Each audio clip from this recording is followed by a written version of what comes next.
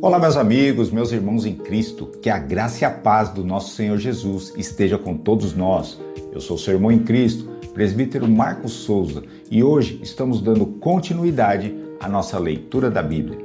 Estamos já no capítulo 12 de Mateus, uma leitura bastante extensa e com muito assunto importante. Então, pegue já sua Bíblia, seu caderninho de anotação, faça a sua oração e bora para a leitura.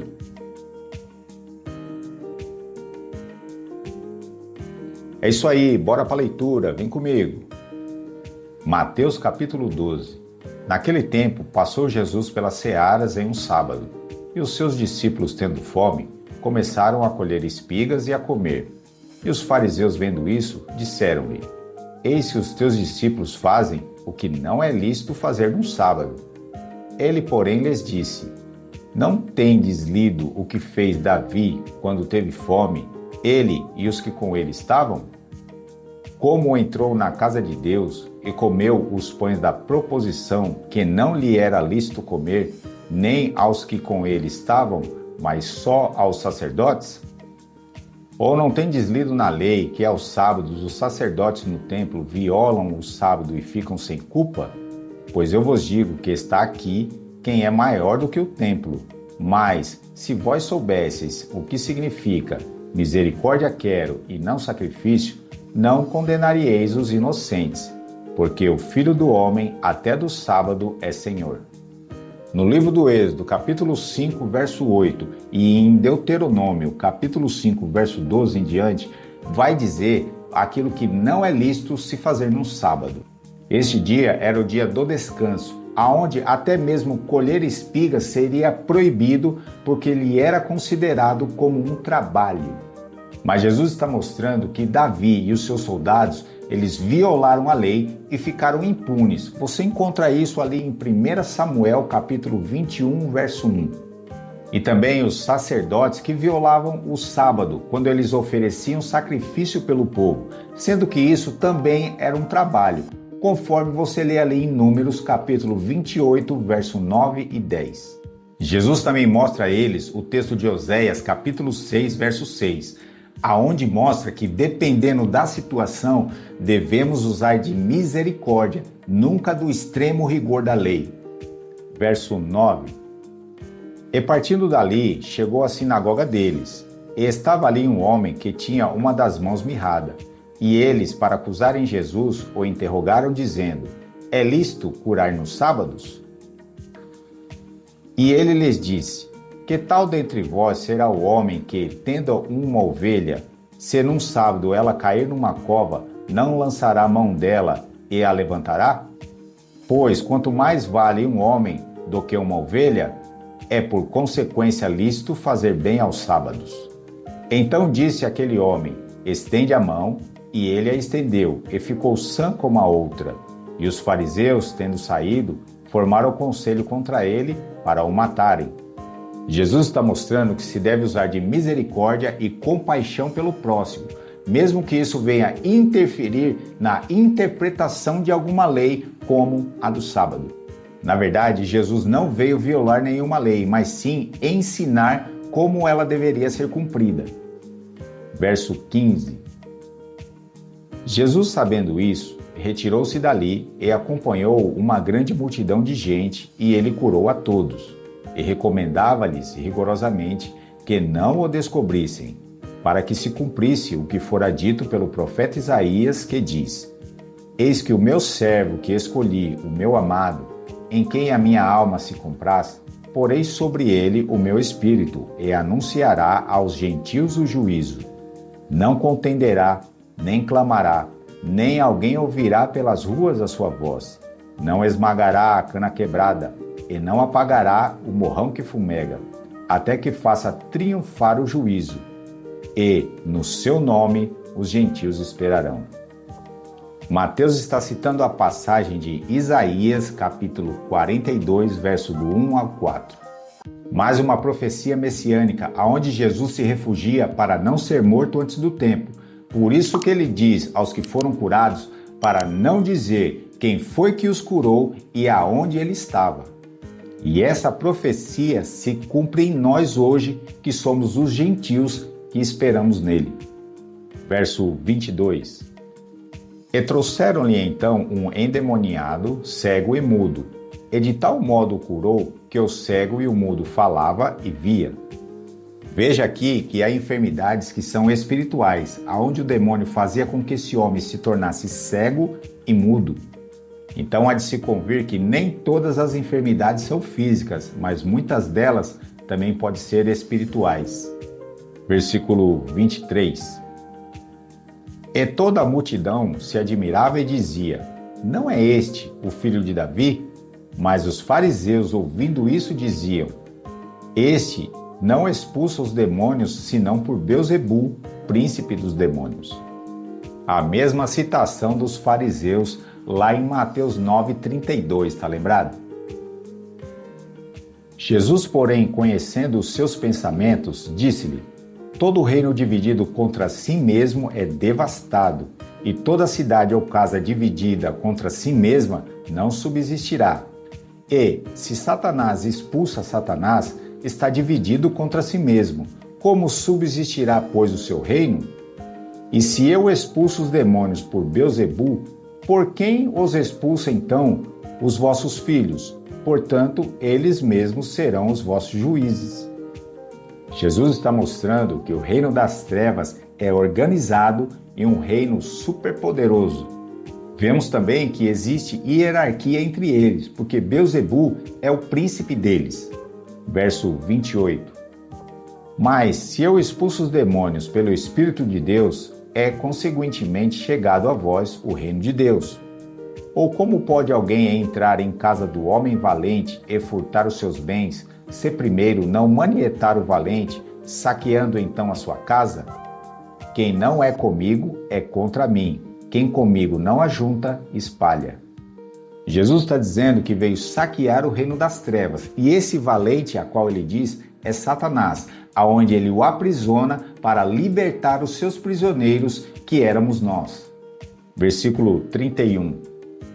Portanto eu vos digo, todo pecado e blasfêmia se perdoará aos homens, mas a blasfêmia contra o Espírito não será perdoada aos homens. E se qualquer disser alguma palavra contra o Filho do Homem, ser-lhe-á perdoado. Mas se alguém falar contra o Espírito Santo, não lhe será perdoado, nem neste século, nem no futuro. A blasfêmia contra o Espírito Santo, meus irmãos, é atribuir a obra do Espírito Santo a Satanás, assim como os fariseus estavam fazendo aqui, aonde Jesus estava expulsando os demônios pelo Espírito Santo. Aqui também nesse versículo há um equívoco muito grande que eu já vi pastores e teólogos dizendo aquilo que o versículo não diz. Quando muitas pessoas dizem, dentro desse versículo, que pode-se pecar contra o Pai e contra o Filho, mas não contra o Espírito Santo. Mas o versículo é enfático em dizer que você pode dizer que eles, no caso, poderiam falar alguma palavra contra o Filho do Homem. O Pai não está incluído nesse versículo. Então, naquela época, poderia-se pecar contra o Filho enquanto ele ainda estava em carne, porque era lícito que muitas pessoas não entendiam aquilo que Jesus estava dizendo. E a blasfêmia contra o Espírito Santo é o único pecado sem perdão. Por quê? Porque o Espírito Santo é aquele que veio convencer o homem do pecado, da justiça e do juízo. Então isso significa que se o Espírito Santo se ausentar dessa pessoa, nunca mais ela se arrependerá dos seus pecados. E com isso ela estará condenada para sempre. Aqui também nesse versículo há alguns indícios sobre a teologia do purgatório, aonde haveria perdão no mundo futuro. Será que é isso mesmo que o versículo está dizendo? Versículo 33. Ou dizeis que a árvore é boa e o seu fruto bom, ou dizeis que a árvore é má e o seu fruto mau, porque pelo fruto se conhece a árvore. Raça de víboras, como podeis vós dizer coisas boas sendo maus? Pois do que há em abundância no coração, disso fala a boca. A mesma referência aqui de Mateus capítulo 7, verso 15, aonde Jesus nos ensina a fazer a distinção dos falsos profetas, tá lembrado? Aqui também no verso 34 é um ditado bem popular que nós usamos hoje, que a boca só fala aquilo que o coração está cheio. Aonde esses homens ensinavam até coisas boas, mas os seus corações eram maus. Isso é viver de pura aparência. Versículo 35. O homem bom tira boas coisas do seu bom tesouro, e o homem mau do mau tesouro tira coisas más. Mas eu vos digo que de toda palavra ociosa que os homens disserem, hão de dar conta no dia do juízo. Porque por tuas palavras serás justificado, e por tuas palavras serás condenado. Jesus mostra o poder que há em nossas palavras, então nós devemos vigiar no que andamos falando por aí. E aqueles que confessam a Jesus por suas palavras serão justificados, logo aqueles que o negam serão condenados. Versículo 38. Então alguns dos escribas e dos fariseus tomaram a palavra dizendo: Mestre, quiséramos ver da tua parte algum sinal. Mas ele lhes respondeu e disse: Uma geração má e adúltera pede um sinal, porém não lhe será dado outro sinal senão o do profeta Jonas. Pois, como Jonas esteve 3 dias e 3 noites no ventre da baleia, assim estará o Filho do Homem 3 dias e 3 noites no seio da terra. A tradição nos ensina que Jesus morreu na sexta-feira à tarde e ressuscitou no domingo pela manhã.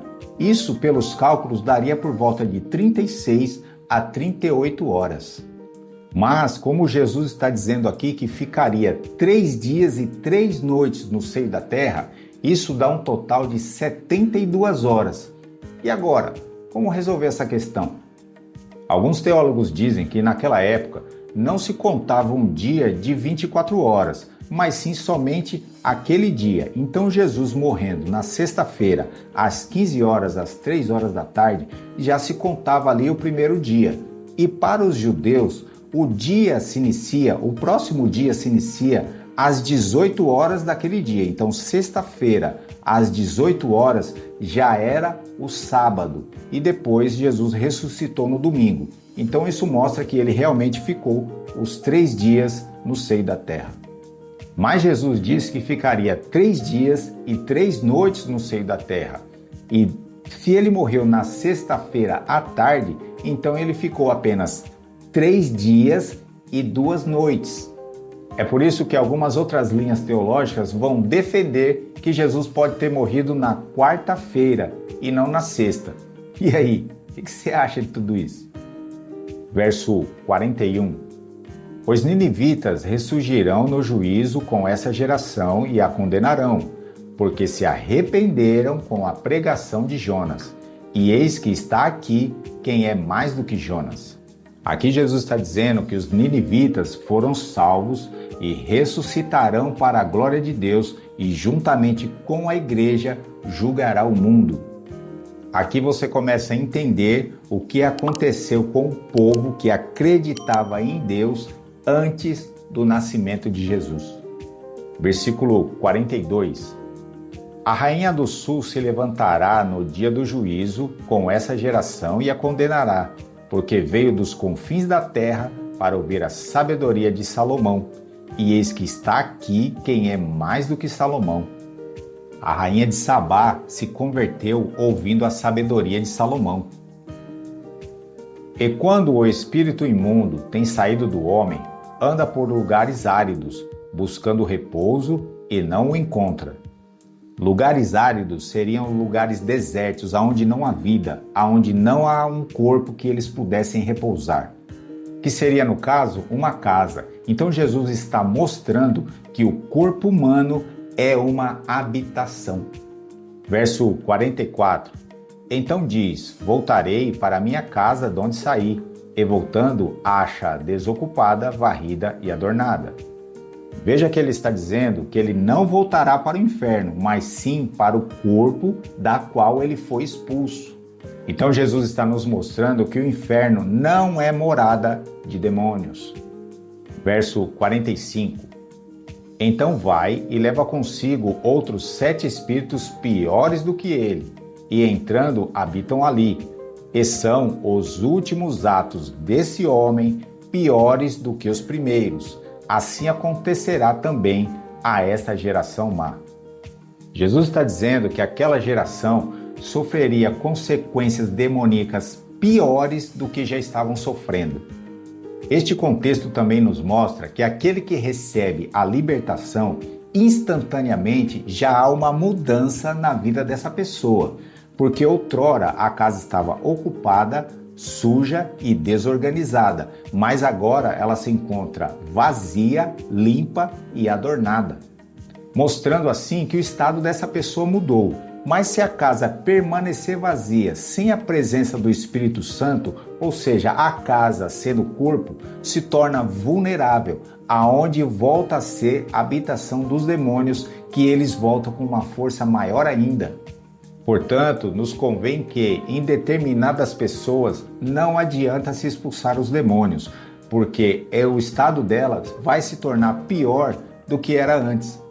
Devemos então analisar a vida dessas pessoas, se eles realmente querem libertação ou não. Versículo 46. E falando ele ainda à multidão, eis que estavam fora sua mãe e seus irmãos, pretendendo falar-lhe. E disse-lhe alguém: eis que estão ali fora a tua mãe e os teus irmãos, que querem falar-te. Porém ele respondendo, disse ao que lhe falava: quem é minha mãe? E quem são os meus irmãos? E estendendo a mão para os seus discípulos, disse: eis aqui a minha mãe e os meus irmãos, porque qualquer que fizer a vontade de meu Pai, que está nos céus, este é meu irmão, irmã e mãe. Em primeira vista, nesse versículo, parece que Jesus está menosprezando a sua mãe e seus irmãos. É fato que os seus irmãos não acreditavam nele, mas sua mãe acreditava sim. E também, Jesus não poderia agir dessa forma com sua mãe, porque com isso ele estaria quebrando o mandamento de honrar pai e mãe. Entendemos então que Jesus está falando sobre a família espiritual e não a terrena, onde devemos fazer a vontade do Pai para sermos irmãos de Jesus. Jesus também mostra aqui a sua divindade, mostrando que ele é filho de Deus e não filho de homem. Ufa, que leitura longa, né? Mas graças a Deus terminamos e eu quero te agradecer por você ter ficado conosco até aqui. Eu quero também te pedir a sua ajuda, mas calma aí que não é nada financeiro não, pode ficar tranquilo. O que a gente te pede é somente que você deixe seu like, se inscreva no nosso canal, porque a gente percebe que muitas pessoas estão acessando os vídeos, mas esquecem desses pequenos detalhes que nos ajudam tanto. E também compartilhe esse vídeo com seus amigos, vamos fazer crescer essa família de leitores da Bíblia. E se por acaso você perdeu algum capítulo, não se preocupe, nós vamos deixar para você aqui a playlist que compõe todos os capítulos até aqui, ok? Então fique com Deus, um forte abraço e te espero no próximo capítulo.